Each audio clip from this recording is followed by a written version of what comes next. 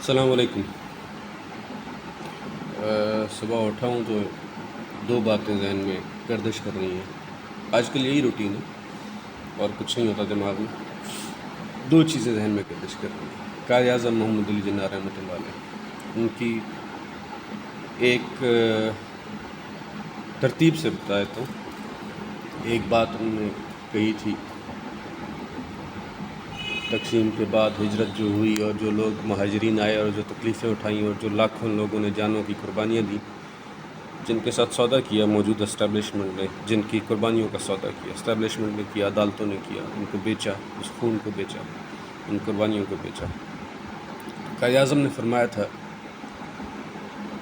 کہ الفاظ ان کے تھے، ہمیں جو دکھ دیا گیا ہے اس کی مثال تاریخ میں نہیں ملتی۔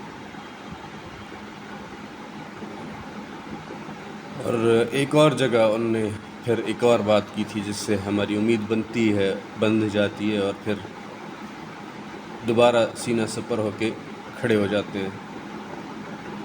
اللہ تعالیٰ کی بڑی مہربانی، اللہ تعالیٰ نے ہمیں قائد اعظم عطا کیے تھے، اللہ تعالیٰ کی بڑی مہربانی ہے ہمیں ان کا نظریاتی بیٹا عمران خان دیا ہے۔ پھر انہوں نے فرمایا تھا ایک اور جگہ پہ، اور وہ جب بھی زندگی میں کبھی مشکل وقت آتا ہے،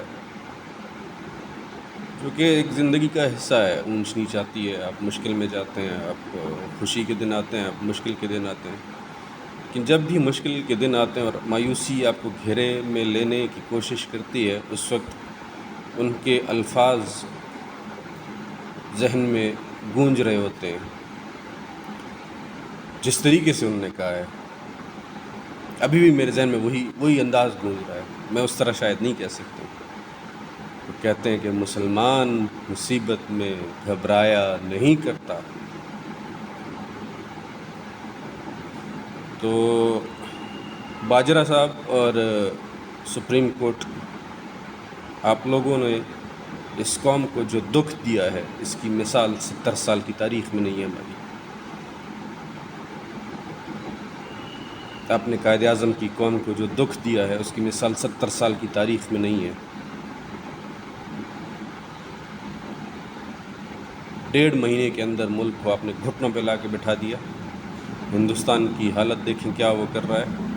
آپ کی سرکاری ٹی وی کا ایک اینکر جا کے اسرائیل میں ہے، ہمارا DGI وہ امریکہ میں ہے، پوری کی پوری چور اور ضمانتوں پہ مبنی کابینہ وہ برطانیہ میں ہے، اور ایک مجرم کنوکٹڈ آدمی کے سامنے سرنگوں ہے۔ جو کام ہمارا دشمن الطاف حسین کے ذریعے نہ کر سکا کراچی کو کنٹرول کرنے کے لیے، ہمارے بہت سے بے شمار رینجر کے جوانوں نے، پولیس کے جوانوں نے، چودھری اسلم جیسے ہیروز نے قربانیاں دیں اور کراچی کو بچایا، وہ کام انہوں نے ایک غدار نواز شریف، میر جعفر، اس کے ذریعے پورے ملک کو انہوں نے کنٹرول کر لیا۔ اور کنٹرول اس لیے نہیں کیا کہ ان کے پاس کنٹرول تھا، کنٹرول اس لیے کیا کہ ان کے پاس آپ جیسے لوگوں کی سپورٹ تھی۔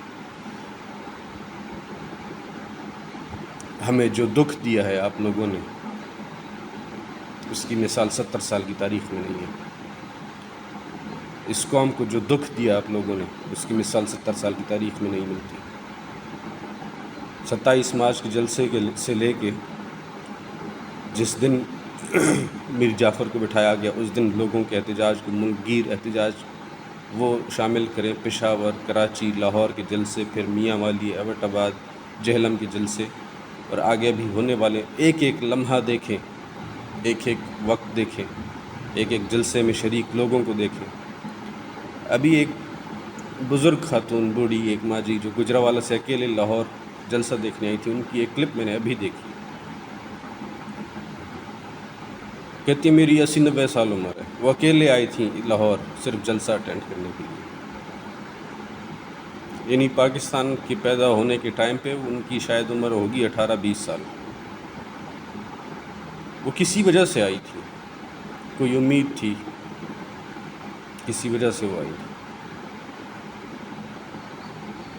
اس ملک کو جس کا وزیر اعظم دنیا کی آنکھوں میں آنکھیں ڈال رہا تھا 2 مہینے پہلے اور کہہ رہا تھا کہ ہم خود مختار اور آزاد قوم ہیں، اس ملک کے اوپر میر جعفر بٹھا دیے گئے، اور وہ اکانومی جو سسٹینیبل ڈکلیئر کر دی تھی، ایون کہ IMF نے سسٹینیبل ڈکلیئر کر دی تھی، اس کی اکانومی کو بالکل گھٹنوں پہ بٹھا دیا صرف 1.5 مہینے کے عرصے میں آپ کے اس ایڈونچر نے۔ ایک مزدور آدمی، ایک غریب، ایک بیچارہ کوئی سوشل میڈیا ایکٹیوسٹ، وہ ایک ٹویٹ کرتا ہے، اس کو اٹھا لیتے ہیں، اریسٹ کر لیتے ہیں، اس کا پتہ نہیں ہوتا، اور ایک طرف مجرم کی بیٹی مجرم، باپ بیٹی دونوں مجرم، وہ کھڑے ہو کے ایک جرنیل پہ الزامات لگاتی ہے جلسے میں نام لے کے۔ ایک کہتا ہے، وہ آپ کا وزیر دفاع آج کل جس کو آپ لوگ خوشی سے سلوٹیں ماریں، وہ کہتا ہے کہ جی آرمی چیف کے بدلنے کی وجہ سے ہی رجیم چینج کی گئی ہے، کہ ان کے ٹائم ایسے ہو گیا تھا۔ اور دوسرا وہ جو اینٹ سے اینٹ بجانے والا ہے، وہ کہہ رہا ہے کہ جی وہ بیچارہ تو کھڈے لائن لگ گیا ہے۔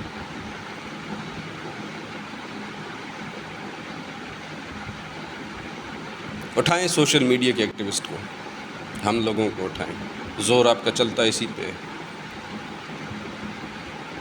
زور آپ کا یہاں پہ اسی پہ چلتا ہے، یہاں آپ لوگ زور چلائیں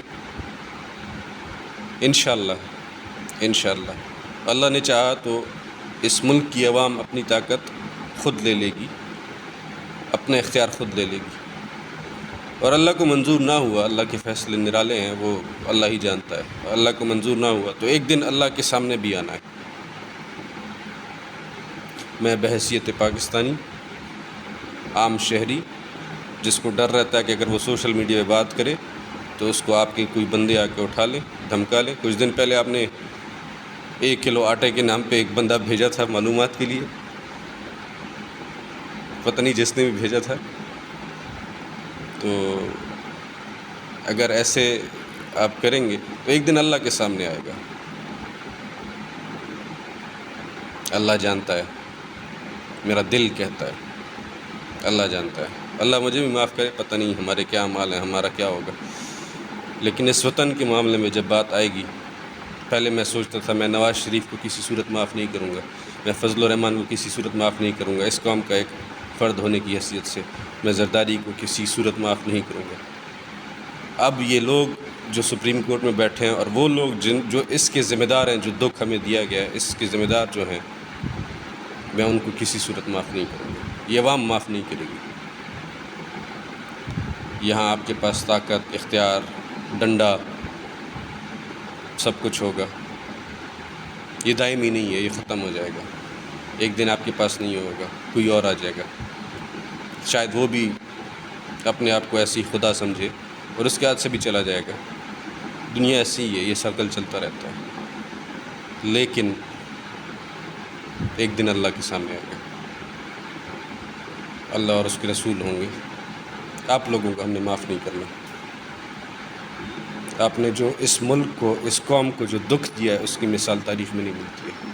ہماری نیندیں تک آپ لوگوں نے چھین لی ہیں، ہماری نیندوں میں، ہمارے خوابوں میں یہ ڈراؤنی شکلیں آتی ہیں کہ یہ کہاں پہ ہم دنیا کے سامنے کھڑے تھے، کشمیر کا جو حال کر دیا کاز کا آپ لوگوں نے، کہ جا کے انڈیا کے لیے ایک وزیر مقرر کر دیا، ٹریڈ منسٹر مقرر کر دیا۔ کن الفاظ میں کہے ہے بندہ، مطلب دکھ اتنا ہے کہ کہا کچھ نہیں جا رہا۔ اللہ آپ کو پوچھے گا، اور میری خواہش ہے، میری دعا ہے، اللہ آپ کو دنیا میں بھی دکھائے اور اللہ آپ کو آخرت میں بھی معاف نہ کرے۔ اللہ پاکستان کی حفاظت کرے، اور اللہ پاکستان کو آپ جیسے لوگوں سے بچائے جن کی ذمہ داری ہوتی ہے پاکستان کو سنبھالنے کی، اور وہ پاکستان کو گھٹنوں میں بٹھا دیتے ہیں۔ اللہ آپ جیسے لوگوں کو دنیا اور آخرت دونوں میں دکھائے آپ کے فیصلوں کے نتیجے، اس قوم کے لیے نہیں۔ اللہ اس قوم پہ رحم کرے، اللہ اس قوم کو بچائے، اللہ کرے اس ایسے نتیجوں کو آپ بھگتیں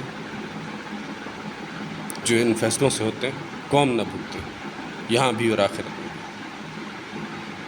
پاکستان زندہ باد۔